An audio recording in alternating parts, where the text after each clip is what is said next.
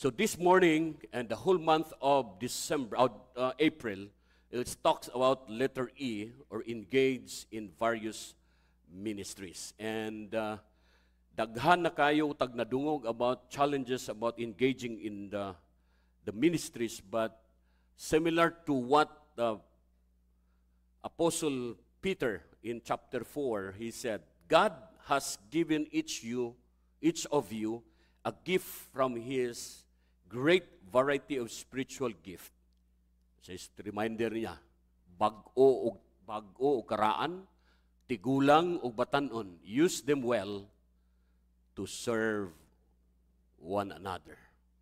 So, the last few Sundays, mao ni atong tema, engaging the ministry under God's design. Gidisinyo na ni sa Ginoo, hanay na kaay ni, and we learned from the first Sunday, shared to us by Bishop Tardo, life, calling, and the power of purpose. Ang text diha in Romans chapter 15. Last Sunday, we talked about or heard about love one another, that was spoken or shared to us by Pastor Sidi on 1 John chapter 3 verses 13 to 24. And this morning, we're going to learn a personal ministry, planning a personal ministry that is taken from 2 Timothy chapter 4 verses 1 to 8. So I'm encouraging you or advise you to stand as I read the passage in 2 Timothy chapter 4 verses 1 to 8. It says here, I charge you in the presence of God and of Christ Jesus, who is to judge the living and the dead, and by His appearing and His kingdom. Verse 2, preach the word. Be ready in season and out of season. Reprove, rebuke, and exhort with complete patience and teaching. For the time is coming when people will not endure sound teaching, but having itching ears, they will accumulate for themselves teachers to suit their own passions, and will turn away from listening to the truth and wander off in myth. Verse 5, as for you, always be sober-minded, endure suffering, do the work of an evangelist, fulfill your ministry. And for I am already being poured out as a drink offering, and the time of my departure has come. I have fought the good fight, I have finished the race, I have kept the faith. Henceforth, there is laid up for me the crown of righteousness, which the Lord, the righteous judge, will award to me on that day. And not only to me, but also to those who have loved His appearing. Let us pray. Lord, I pray that you will send your Holy Spirit to speak through me. Speak to us, Lord, according to your word. I have the wisdom and power in and of myself, and I simply want to honor your word, Lord. Give us understanding as we ponder your word today. O Holy Spirit, have your way with us. Let your word sharpen us. Convict us, Lord. Nourish us. Encourage us. For your glory, we pray in Jesus' name. Amen. Please be seated. So this morning, we are going to meditate the last words of the great Apostle Paul. And through that, we could learn insights, we could learn some challenges that Timothy were facing, so that we could also take some guidance from what Apostle Paul said or charged to Timothy. At this period, Paul had the certainty that he was going to be executed. In just few days or weeks na lang, nakatakda na siya, taralo na o sa iyang kamatayon. And the last word of a great people are significant. In this case, some of the Bible scholars, like last Will and Testament, some called this section or epistle as a Paul or Apostles Paul swan song. Swan song meaning that is the final performance, final gesture given from a person before his death. But pinakanindot kaayo ang pagkahimo sa maong sulat. Naas sa kamatayon, apan grabe ang iyang encouragement ngadto kang Timothy. But I will begin by asking these reflection questions to all of us today. What would you ask the Lord for? Or what would you say if you knew you only have few days to live? Unsay imong pangayoon sa Ginoo? Or unsay gusto nang ipangutana or isulti ngadto sa Ginoo? Kung nasayod ka, nga gamay na lang nga yugto sa imong kinabuhi o kuhaon na kini. And that was exemplified by Apostle Paul that during this period of severe trial, writing from Roman prison cell before his death, nagsulat siya sa kang apostle o kang Timothy, Pastor Timothy, and giving him a final exhortation and charge and fortitude in the face of difficulties and trials. Lisod kayo, no? If try to meditate and ponder, usa ka hapit na patyon or execute, and yet nagpabilin pagyapon sa nindot nga mensahe of words of encouragement to Timothy. And he said, it's like a state of the church address. It's like updating Timothy on the current situations of what's going on right now, addressing to young Pastor Timothy to carry on even after he left this world. So Apostle Paul started his letter by his farewell charge. And that was stated in verse 1 of chapter 4. Ingon siya, I charge you. Or in other translations, we call it, I solemnly exhort you. Normally, if we hear about solemnly, kasagaran nini naa sa korte ug naa sa kaminyoon. Very serious, very important kayo that we need to take serious and take a look at what Paul has said to Timothy. My first time when I was in RTC in Panabo as a representative of the company to a case against mga culprit atong panahon na. Gunit ko sa Bible and swear in front of the honorable court, I solemnly swear that I will tell the truth, nothing but the truth. Meaning, kada pulo nga gula sa kumbaba, dunay seriousness nga importante kayo, and similar to what Paul had charged to Timothy. Ang kanindot kaayo, mga kaigsunan, Timothy was charged, no?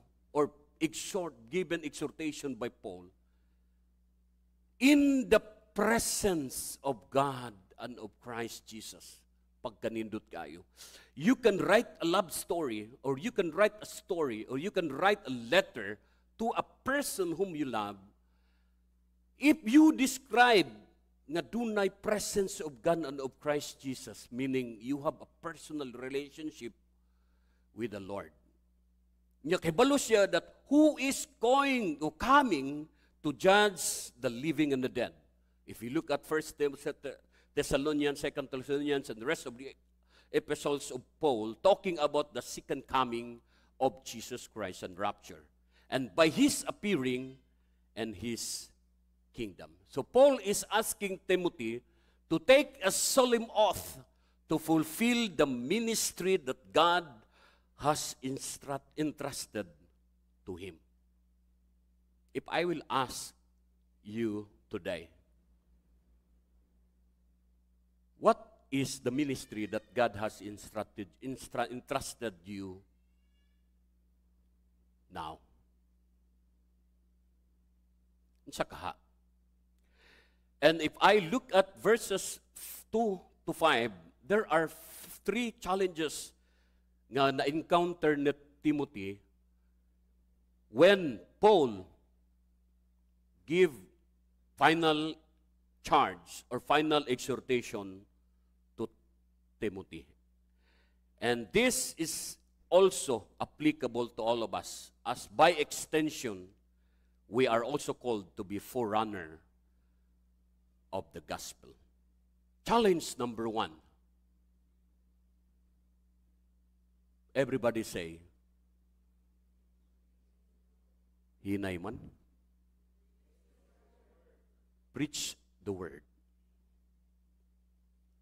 Verse 2, ingon si Pablo, preach the word. Be ready in season and out of season. Reprove, rebuke, and exhort with complete patience and teaching. Very specific. Very specific ang instruction ni Paul ngadto kang Timothy. Murag ingani ang pagkasulti og sa kanang atua pang language. Here's how to do it, Tim. Always be ready in season or out of season, whether it is popular or not. Always be ready with particular applications to the group of people. Some will be reproved, some will be rebuked, and some will be exhorted. And with an attitude of patience, because this is a very slow work, and people are messy. Morning mga reminder ni Apostle Paul to Timothy. Also warn these people of a coming danger, a word that craves comfort over truth. Mauna nga si Apostle Pablo, tanaw niya bata pa kay Timothy, niya siya hapit na sumamatay. Ang iyag yung hangyo, awhagon ko ikaw. In Bisaya, that's a good translation. Awhagon ko ikaw. A very specific instruction to Paul. Out to Timothy. Preach the word. And we've been hearing a lot of messages about preaching or sharing God's word. But sometimes we fail to do that. Why? Because of fear, because of knowledge, because of murag ma-intimidate sa mga tao nga atong pagasangyawan.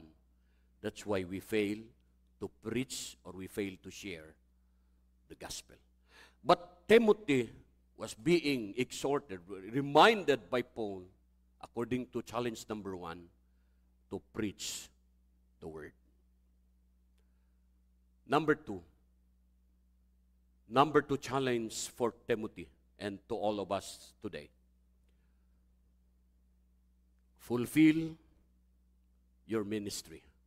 But as for you, this is more of a generic or general approach for Timothy and the rest of Kanato.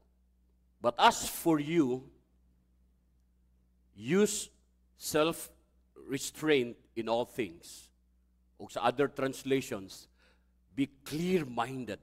Walay pagduha-duha, walay pagduda, kinahanglan sakto ang imuhang kaalam sa pagtuon gayud sa pulong. If I will put this way, and Paul is telling you, but as for you, Roy, but as for you, Marie, or any one of us, but as for you, use the knowledge that gave you without any doubt, with a clear mind. Why? Why and why?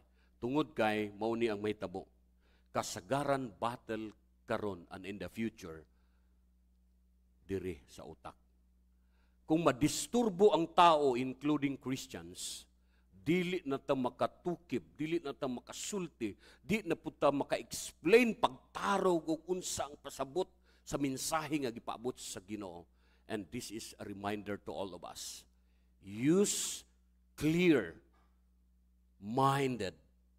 or clear mind to become an effective believer and worker diha sa Ginoo.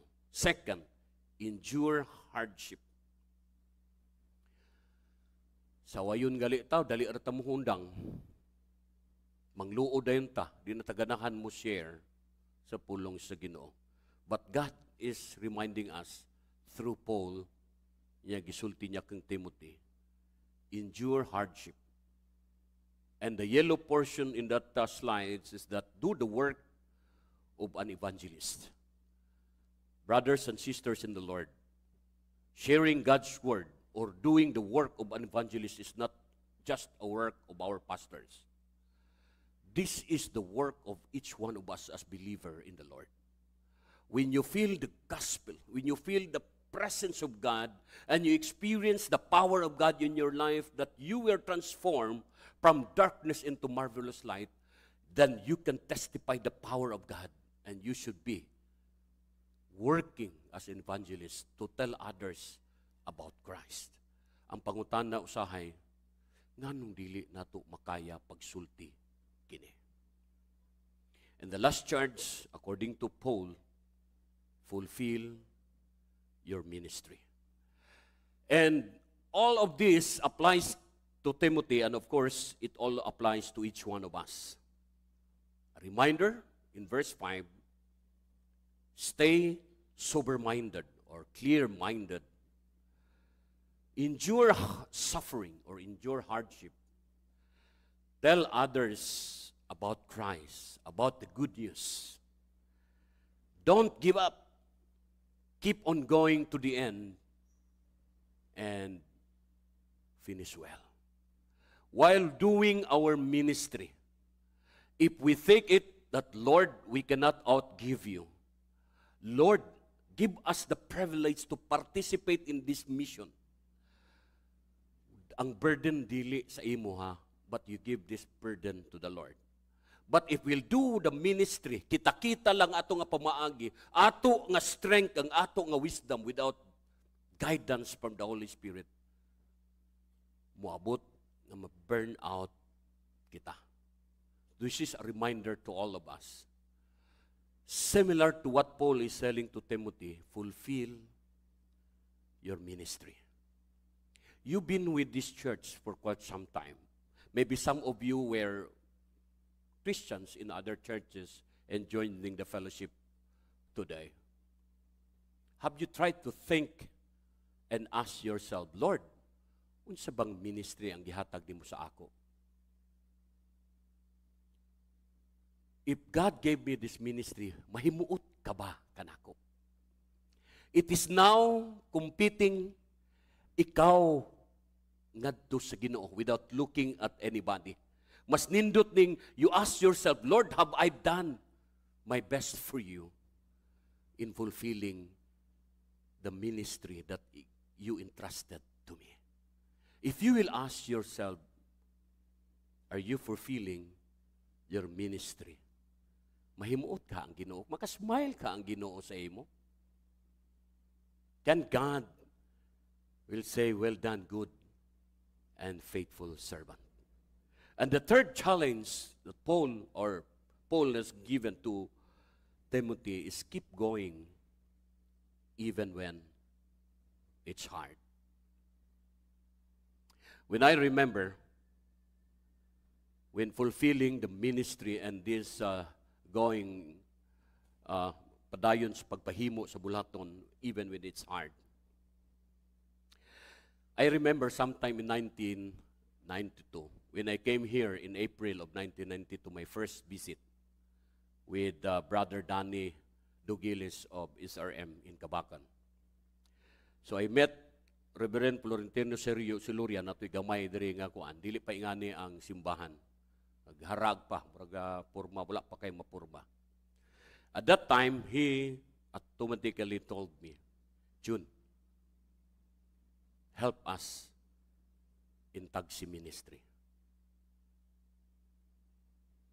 Nakuan kay, kung na, kuan kay ba nga, bag-o pa man mi nagkita ni Reverend Siloria, the late Reverend Siloria, ug niingon siya nako, help us or help me in the ministry. I'm sure you can help us. That was April of 1992. I told him, Pastor, I will pray. And I will consider Tagum Alliance Gospel Church as my home church. Then on August 16 of 1992, that's my first Sunday worship here in Tagum Alliance Gospel Church. Bato-bato pa ni, perting di pa gyud maayo ang purma. But God is so gracious. God is so good. God provided, because this is His church. This is His ministry. A reminder to all of us, when we do the ministry, as we fulfill the ministry, even if it is hard, let's continue and share God's love to others. When the time that you will be facing hardship, will you facing difficulties, or the situation is tough and heavy for you, do not give up. Apostle Paul reminded Timothy in verses 3 and 4. For the time is coming when people will not endure sound teaching. Mga kaigsuunan, I was in Masbate this week and I heard the news na ang Tagum City dunay gikasal nga baye o baye. Ang nagkasal dili taga Tagum, taga Rizal, the province of Rizal.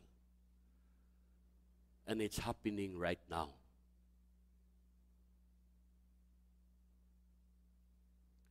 And Paul was right when he said, when people will no longer endure sound teaching. Dunay usa ka magbubuhat, naa sa Reels or nasa Facebook, iyang gisulti nga ang Biblia dili na maoy tuuhan, kundili ang ilahang iglesia. Ladies and gentlemen, even the very elect, if you and I is not founded in His Word, usahay, basi, ayaw gyud itugot Ginoo, that we will not or we cannot endure sound teaching. Subo pamalandungon, yesterday I got a text from one of our pastors of Kamakop inquiring, Sir, tinuod ba gyud ang nagapanghitabo sa Tagum karon nga dunay gikasal nga baye o baye? Why? Because having itching ears, they will accumulate for themselves teachers to suit their own passions. Subo pud pamalandungon, mga kaigsunan. Daghang mga magtutuo nga nagapaminaw pud dito sa mga video and video clips dito sa Facebook without checking the doctrinal basis of why this person is talking. And they are talking much of prosperity gospel and hyper grace just to lure people to come to them. But at the end of the day, it is not biblical, nor it is not based on what the doctrine and Bible has said. Some will turn away from listening to the truth and wander off into myth. Mga kaigsunan, even if we preach the gospel, even we try to fulfill the ministries, we will be encountering difficulties in the ministry. But, according to Paul, keep going even when it's hard. I remember I was 24, 25 years old. Every Friday, maningkamot ko nga makauli ko sayo sa staff house. Magkuha ko sa ilis ko, kuha ko sa Bible, then I will visit one of my friends. Nga duol-duol rapod sa ako ang staff house dito sa Tagnanan. And we started a Bible study. pag-abot nako didto, dili kayo ko welcome sa amahan or sa bana. Although they are older by 10 years. Maybe they were in their 30s. I was 24, 25 at that time. Murag kasurindirin ko kay mag-Bible study ko. Ang akong tumong mag-Bible study, unya pag-abot dito, dili kay kut entertainon sa bana. Tawgon pa sa asawa ang iyang bana. Pang, dali na kay nana si John. Oh, Brother John, mag-Bible study na ta. Likay. But I keep on praying, Lord, I am doing this because I love you. Then, next Friday, and the next Fridays to come, hinay-hinay na siya og duol, pero dili mo basa. Makabasa unta sa Biblia, pero murag mag-ana-ana gyud ang mata. But God is so good. The grace of God is so huge. More than 20 years after those Bible studies, nag-text siya sa ako just lately and informed me that he is now one of the pastors of the Baptist in Davao de Oro. If I consider it hard and give up, dili ko makawin og usa ka pamilya, God is using me to share. Pero pag-agi na ko sa gate going out, bugal-bugalan ko sa akong mga busing sa una. Kaya niya na po ding pastor nagdaladala og Biblia. But I take it seriously because this ministry is not mine. It's God. Again, keep going even when it's hard. Another story. Last year, dunay baptismo dito sa amo ang property dito sa Bungabong. Then dunay mga young people nangita og kabautismuhan sa ilahang mga bata. Then ay ason sa ituyo ninyo gang ay sir mangita mi og ka bautismuhan kay nay mga bata nga bautismuhan. Pag ana nako bautismuhan unya immersion kabalo ko nga Kristohanon ni. Sige, wala may bayad, ingko libre. Basta bautismo. Wala ko kamasayod nga gatong pastor nga ilahang pastor dito. Usa sa akong mga contacts nga gahi kaayo, badlungon kaayo, sigig absent. Sigig away sa iyang asawa. Maghilak og maadto ang iyang asawa sa ako, sir absent na pud sinoli. But I keep on reminding him, just go on, Mrs., and pray that someday God will transform Brother Noli.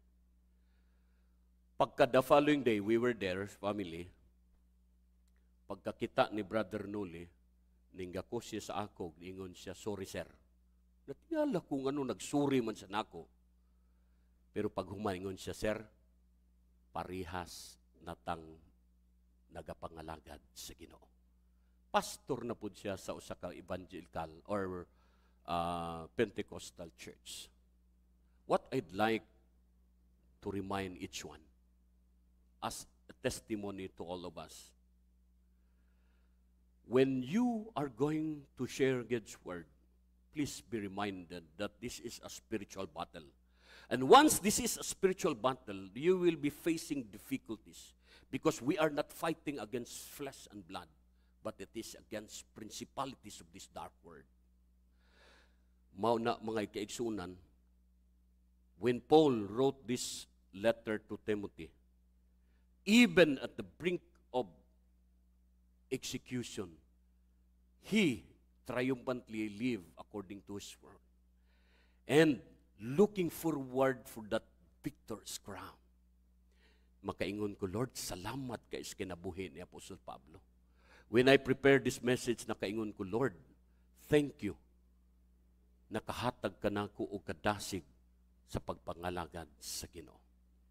Unsay gisulti niya in verses 6, 7, and 8, ingon siya, for I am already being poured out. He considered himself that he is about to be killed. He is about to be executed. And my time of departure has come. Pero ingon siya kay Pabkuan, he is nearing the finishing line or finish line. Pero verse 7, very popular kaayo. I have fought the good fight. I have finished the race. I have kept the faith. Kamong mga malam-malam na sa pagpangalagad. At the last 2 seconds or last 2 minutes of your life, makahimo ba ka magsulti sa atubangan sa atong pamilya, sa atong mga anak, o sa atong mga extended families? I have finished my ministry. I have finished my life well according to His purpose. Thank you, Lord, for the life of Apostle Paul. He finished well. In spite of hapit na siyang patyon, he wrote this. Unya, very exciting in verse 8. Henceforth, therefore, some like a support o concluding part of this text, ingon siya, henceforth. Og sa, kuan pa, og sa maong dagan sa istorya, there is laid up for me the crown of righteousness. Nagatanaw-tanaw ko sa unahan, Lord, unsa kang kanindot ang crown of righteousness nga imong gi-prepare sa matag usa. Ingon siya, which the Lord, kabalog yun siya, that the righteous judge will award to me, very specific, on that day. He died AD 67. Hangtod karon wala pa mubalik si Ginoo. Si Ginoong Hesukristo. But He is expecting on that day, not only to me, mo ni kanindot kaayo, but those who have loved His appearing or His second coming. What a joy seeing a triumphant life in the life of Apostle Paul and expecting the victor's crown. The crown of righteousness nga gi-award o ipagahatag kaniya. And this crown of righteousness awaits all who persevere. This is a symbol of God's approval. When the crown of righteousness is been given to the believer according to His word, according to God's will, that is a symbol of God's approval. And Paul is not boasting himself, but he is telling Timothy and to all of us an affirmation of God's grace that carry us through. Wa gyoy arang ikapasigarbo ang matag usa ka nato except sa grasya sa Ginoo. Then if you go back down of adto ta balik diri sa atong ministry about how we engage ourselves, looking at planning our personal ministry, unsay disenyo o gustong ipaabot sa Ginoo in relation to our theme of engaging in various ministry. Ask yourself, what is your personal ministry? If you are inclined to teaching, please coordinate with our CE director or in charge. If you are inclined to music, please coordinate with Pastor City. If you're going to Bible study, evangelistic, and all this pastoral training, you may go to Bishop Tardo. And those who really love doing the ministry in the children, you can also join the children's ministry. If you love to join the young people's ministry, you may do so. We were distributing mga spiritual gift inventory last month. Some of us nakadawat, ang uban wa pa mapasa. I don't know unsay rason nga nung wala mapasa nato. But this is just to illustrate how engagement in the church ministry. I try to illustrate this one. Engagement in church ministry, number one, you have to determine your spiritual gift. Either you are going to involve in missions, in church planting, in young people, children, adult, community engagement, community development, whatever outreach that God would like you to do. Please ask yourself, Lord, kani bang spiritual gift imong gihatag kanako makapahimuot ba ni kanimo? And I tell you, if we do the ministry and we love doing this, certainly that is God's gift to you. Spiritual gift will be given upon you receive the Lord Jesus Christ. This cannot be given to non-believers, only to the believers. However, ang spiritual gift dili uniform. Kanya-kanya in various forms. So, mo nang gi-encourage mo, so that when you do the inventory and you do the test, makaingon ka, mao ba gyud ni? Tama ba ning ako ang spiritual gift? And that's the time that we need consultation with our pastors and leaders. So, brothers and sisters in the Lord who are today, last Sunday, we announced consultation, but good enough, there were 4 who came. This afternoon, if you still have some doubts and need clarifications, you may consult our pastors or even me, and let's talk about your spiritual gift according to what was written in the Bible. We will not interpret according to our own understanding. The interpretation is coming from the biblical standards, and that has been written in different books in the Bible. After consultations, kinahanglan doon na tayo paghimuon nga specialized training. If you are into teaching, we'll do it. If you are into singing, musical instruments, and all this, doon na special training nga paghimuon.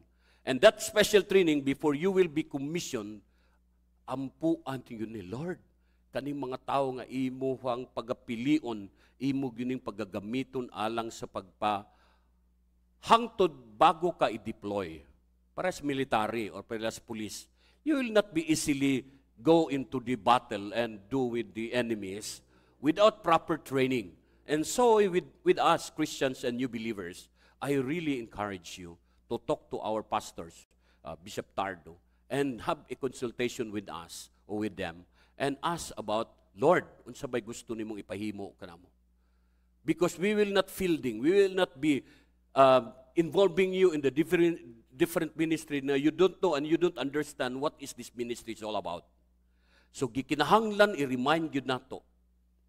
And similar sa atong Bible study kaganina, is that according to unsa design sa Ginoo kani nga ministry, ask the Lord in Proverbs 16:3. Lord, itugyan ko ang tanan kong buhaton ug magmalampuson ako. Or under itugyan sa Ginoo ang tanan mong buhaton ug magmalampuson ka. Brothers and sisters in the Lord, in summary, Paul is reminding Timothy of all those challenges and the impact nga ginapaabuton nato sa unahan. But Paul does not stop there, but he is telling Timothy that there is a crown of righteousness awaits those who are faithful. In the end, reminder to all of us, everybody will read loudly. Please, start.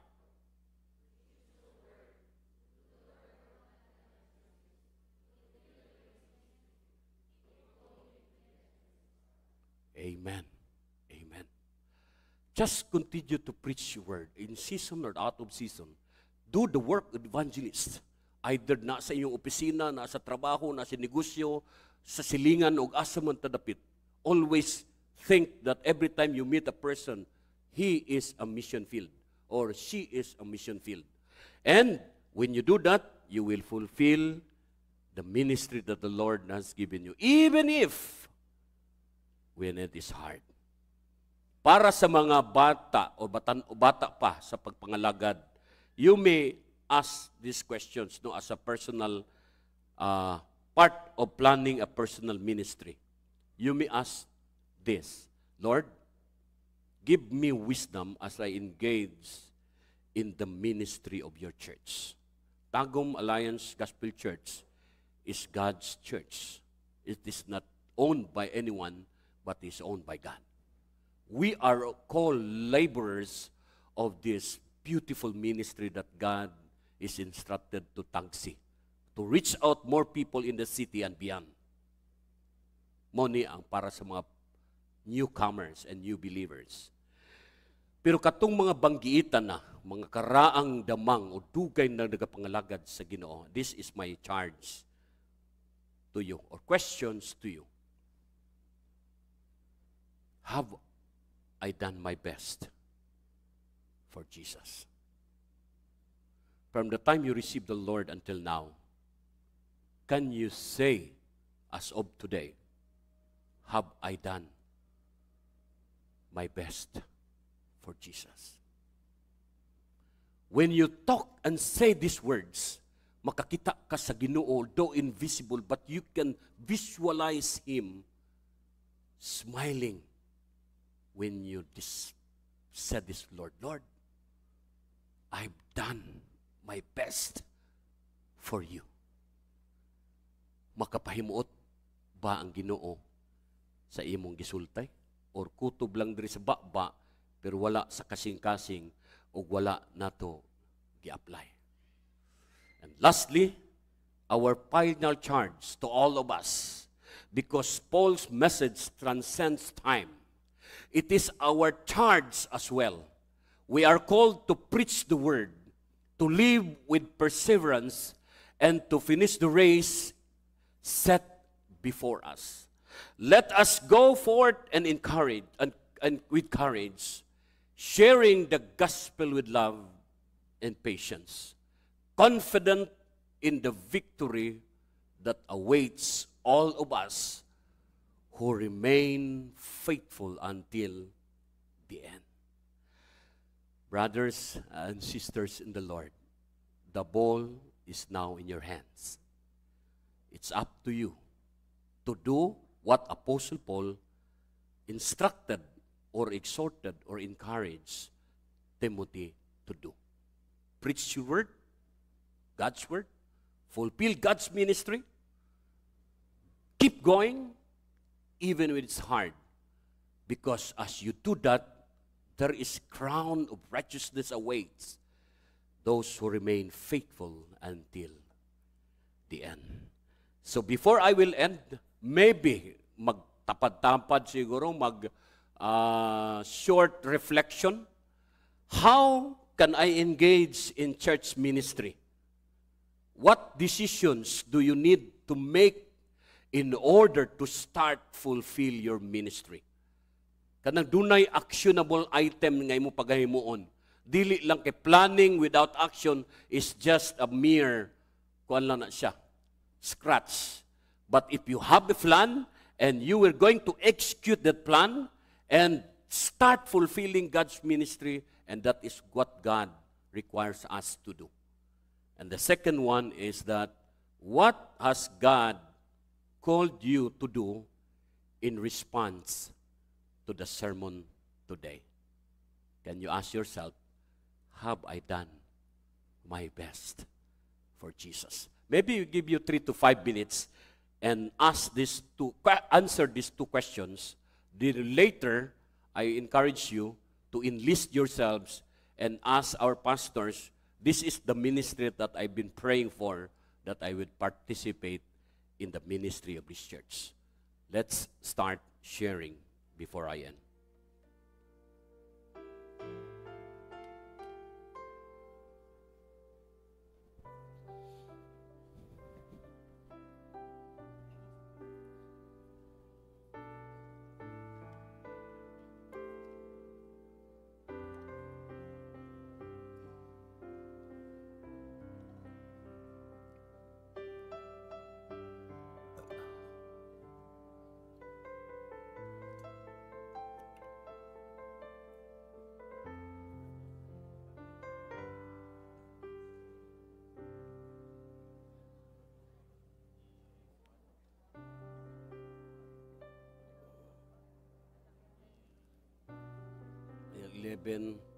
Eleven, 13, so 11, 18.